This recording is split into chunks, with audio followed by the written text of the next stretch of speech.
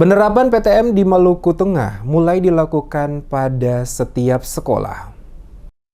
Dinas Pendidikan Kabupaten Maluku Tengah mulai menerapkan pembelajaran sekolah tatap muka atau PTM pada semua jenjang sekolah, mulai dari tingkat SD hingga SMA atau sederajat terhitung bulan Juni. Kepala Dinas Pendidikan dan Kebudayaan Kabupaten Maluku Tengah, Arkam Tuasikal, kepada tim Demes Media Group menyatakan, proses sekolah tatap muka berdasarkan 4 surat keputusan bersama atau SKB Mendikbud, Mendagri, Menkes, Menak, tentang panduan penyelenggaraan pembelajaran di masa pandemi COVID-19.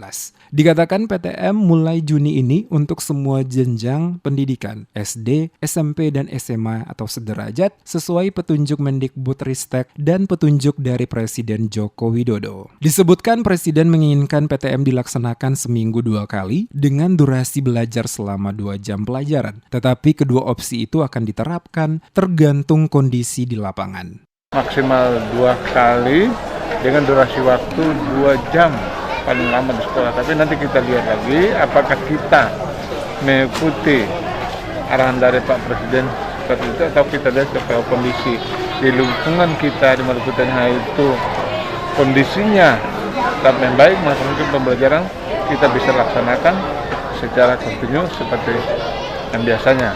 Tapi nanti kita lihat perkembangan pada bulan Juni sampai bulan Juli ini. Kalau kondisinya mungkin kan berarti kita bisa tetap melaksanakan pembelajaran tatap muka secara biasa sesuai dengan arahan dari Pak Menteri maupun juga tentunya dari pemerintah daerah. Ini secara keseluruhan ya udah masuk semua. Sudah. Ya? SD, SMP semua sudah berjalan.